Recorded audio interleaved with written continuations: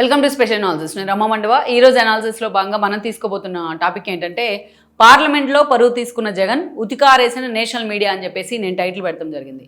ఆ అంశం గురించే ఈరోజు మనం మాట్లాడుకునే ప్రయత్నం చేద్దాం.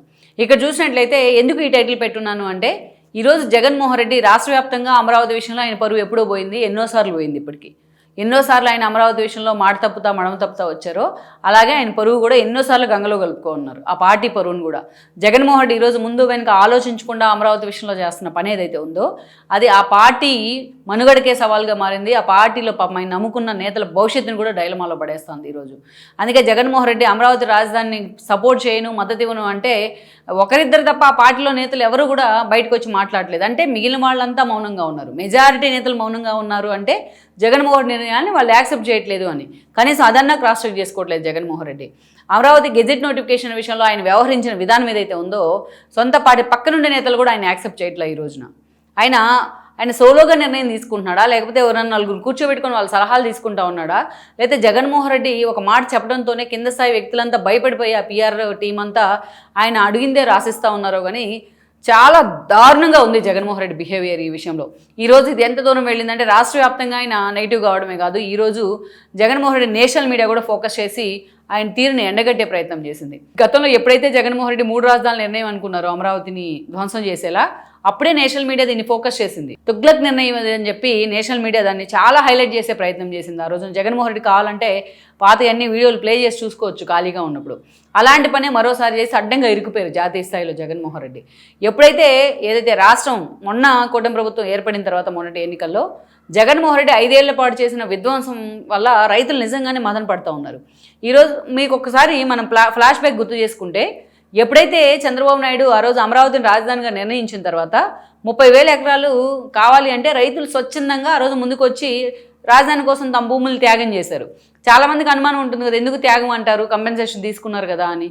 కానీ త్యాగమే. ఎంత డబ్బులు ఇచ్చినా ఇంకోటి కోల్పోవడానికి సిద్ధంగా ఉంటారు. కానీ భూమి అంటే అంత సెంటిమెంట్, భూమిని కోల్పోవడానికి ఎవరు కూడా సిద్ధంగా ఉండరు. దాన్ని త్యాగమనే అనాలి మనం. సో ఆ రోజు 33,000 ఎకరాల ల్యాండ్ ఒక చిన్న లాటి వీరకుండా, ఒక చిన్న రక్తం బొట్టు చెందకుండా అంత ల్యాండ్ ఎక్వైర్ చేశారు. అది కూడా చంద్రబాబు నాయుడు పేరు చూసి. సరే, అదే జగన్మోహన్ రెడ్డి కంటగింపుగా మారింది అనుకున్నాం. దాన్ని వ్యతిరేకిస్తా వచ్చారు, దాన్ని విధ్వంసం చేశారు. తన 5 ఏళ్ల పాలనలో ఇంకా భారీ స్థాయిలో విధ్వంసం చేసి ఆఖరికి రోడ్లు కూడా పెరిగిపోయిన పరిస్థితి ఉండింది అమరావతిలో ఆ రోజున.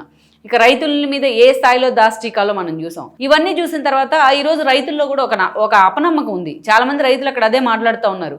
ఈరోజు ఓకే, కూటమి ప్రభుత్వం వచ్చింది, చంద్రబాబు నాయుడు కావాలంటే మేము ఇంకో 40,000 ఎకరాలు ఇవ్వడానికి కూడా మేము సిద్ధంగా ఉన్నాం. కానీ మరి జగన్మోహన్ రెడ్డి మళ్ళా వస్తే పరిస్థితి ఏంటని అడుగుతూ ఉన్నారు రైతులు చాలామంది. అందుకే ఈరోజు ప్రభుత్వం మీద పూర్తి స్థాయిలో నమ్మకం రాకపోవడానికి కొన్ని చోట్ల కారణం ఏంటంటే ఇదే.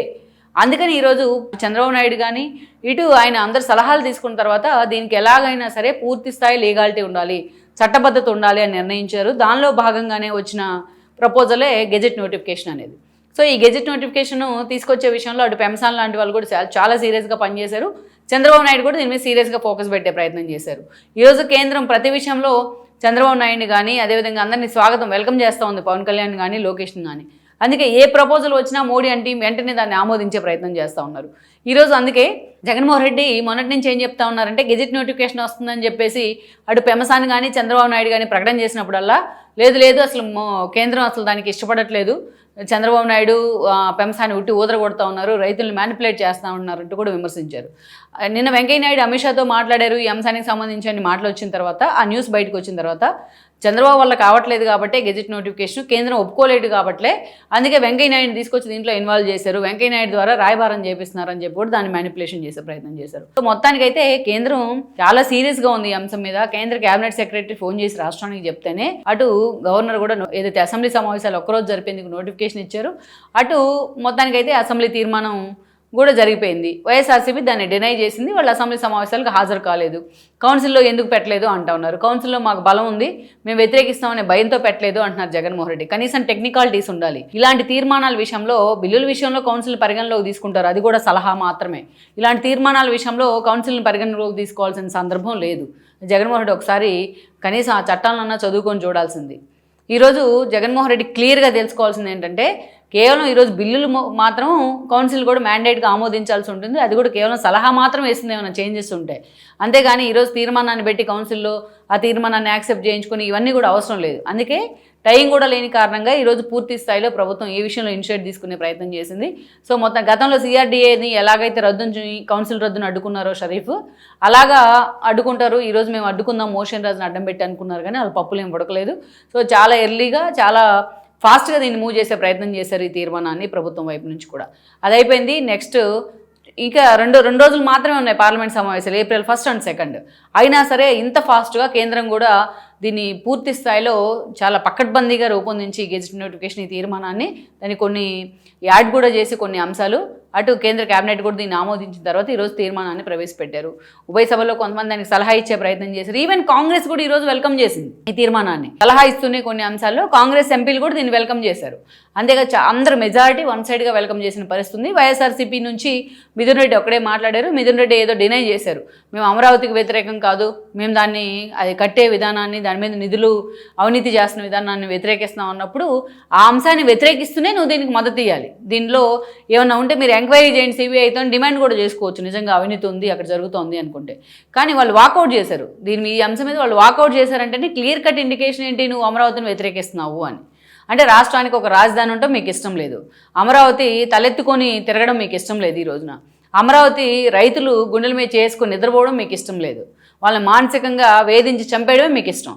ఈరోజు క్లియర్గా మీరు వాకౌట్ చేశారు. అమరావతి తీర్మానం ప్రవేశపెట్టి దాన్ని మూజువాణి ఓటుతోనే ఆమోదిస్తున్న సందర్భంలో మీరు హౌస్లో లేరు. దట్ మీన్స్ మీరు అమరావతిని ఒప్పుకోరు, చచ్చినా సరే మీ పార్టీ మొత్తం పతనమైనా సరే మీరు అమరావతిని ఒప్పుకోరు అనేది ఫోకస్ అయిపోయింది. నిన్నటి వరకు కేవలం అసెంబ్లీ తీర్మానానికి మీరు అగైనెస్ట్గా ఉండి రాలేదు కాబట్టి కేవలం రాష్ట్ర వ్యాప్తంగా ఉన్న మీడియా మాత్రమే దీన్ని హైలైట్ చేసే ప్రయత్నం చేసింది. ఈరోజు నేషనల్ మీడియా కూడా దీన్ని ఫోకస్ చేస్తూ ఉంది. మీరు పార్లమెంట్ వేదికగా మిమ్మల్ని మీరే పూర్తి స్థాయిలో మిమ్మల్ని బజార్ను పెట్టుకునే ప్రయత్నం చేశారు ఈ రోజున. సో అందుకే ఈరోజు నేషనల్ మీడియా కూడా ఈ అంశాన్ని తీసుకుంది. దీనికి తోడు ఆయన ప్రెస్ మీట్ పెట్టి, జగన్ ఒక పక్క ఈ తీర్మానం మీద చర్చ జరుగుతూ ఉంటే పార్లమెంట్లో మరో పక్క ప్రెస్ మీట్ పెట్టాడు. ఆయన ప్రెస్ మీట్ పెట్టి ఇక్కడ ఏం చెప్తా ఉన్నాడు, మా విగన్ అనే పేరుతో కొత్త రాష్ట్ర రాజధానిని ప్రకటించండి, నేను సపోర్ట్ చేస్తాను దీనికి, నా పేరు అడ్డం అనుకుంటే ఇంకో పేరు పెట్టుకోండి, మచిలీపట్నం అండ్ దాన్ని విజయవాడ అండ్ దాన్ని గుంటూరు, ఈ 3 నగరాలను కలిపి ఒక సిటీ, ఒక గ్రోత్ కారిడార్గా ఏర్పాటు చేయండి, మేమే గతంలో మచిలీపట్నం పోర్టుని డెవలప్ చేసామని చెప్తా ఉన్నారు. మావిగన్నని పెట్టాలంట కొత్త రాష్ట్ర రాజధాని, అమరావతి కావాలంటావు, మళ్ళీ వద్దంటావు, ల్యాండ్ పూలింగ్ కింద ఇంకా ఎక్కువ తీసుకోవాలంటావు, మళ్ళీ వద్దంటావు, దాన్ని చంపేస్తావు, దాన్ని పీక నొక్కేసే ప్రయత్నం చేస్తావు, 3 రాజధానులు అంటావు. 3 రాజధానులు అయిపోయింది. ఈరోజు మొత్తం నేలకేసి కొట్టిన తర్వాత, బండకేసి బాధిన తర్వాత ఈరోజు వచ్చేసి మళ్ళీ బిల్లును కూడా అడ్డుకుని తీర్మానానికి వెళ్ళవు, అటెండ్ కావు, పార్లమెంట్లో పెడతా ఉంటే మీ ఎంపీలు వాకౌట్ చేస్తారు, మేము వ్యతిరేకం, మేము మళ్ళీ అమరావతిని మార్చేస్తామని చెప్తూ ఉంటాం. మళ్ళీ మావిగన్ పేరుతో కొత్త రాష్ట్రం పెట్టాలంటారు. రేపు పొద్దున పవన్ కళ్యాణ్ వచ్చి పవన్ అని పేరుతో పెట్టండి, లోకేష్ వచ్చి లోకేష్ అని పేరుతో పెట్టండి, ఇట్లాంటి ఊరుకుంటారా రాష్ట్ర ప్రజలు? అంత ఎర్రోల్లాగా కనిపిస్తూ ఉన్నారా మీకు ఈరోజు? అందుకే నేషనల్ మీడియా కూడా ఈ పిచ్చితనాన్ని ఫోకస్ చేసే ప్రయత్నం చేస్తూ ఉంది. ఎంత సీరియస్గా నేషనల్ మీడియాలో ఈరోజు జగన్మోహన్ రెడ్డిని నిజంగానే ఆ పార్టీని పూర్తి స్థాయిలో అధపాతాలకు తొక్కేసే విధంగా నేషనల్ మీడియా ఫోకస్ చేసింది. ఇది ఒకసారి జగన్మోహన్ రెడ్డి క్రాస్ చెక్ చేసుకోవాలి, తాను ఏం చేస్తున్నాను అనేది. ఆల్రెడీ ఈయన 3 రాజధానులు ఉన్నప్పుడే అది ఒక తొగ్లక్ నిర్ణయం అని రేణుకా చౌదరి దగ్గర నుంచి నేషనల్ మీడియా అందరూ చెప్పారు. 3 రాజధానుల నిర్ణయం అంత స్థాయిలో ఎప్పుడు కూడా జగన్మోహన్ రెడ్డి నేషనల్ మీడియాలో అలా జోకరం చేసి పారేసింది ఆ రోజు నేషనల్ మీడియా. తిరుమల లడ్డు వ్యవహారంలోనే అడ్డంగా ఇరుక్కున్నారు, దాంట్లోంచి బయటపడలేకపోతా ఉంటే ఈరోజు గెజిట్ నోటిఫికేషన్ అడ్డుకొని ఆ ప్రాసెస్ను మరోసారి తాము ఇంకా బొఫూన్లమే అని వైఎస్ఆర్సీపీ నిరూపించుకునే ప్రయత్నం అయితే చేసింది.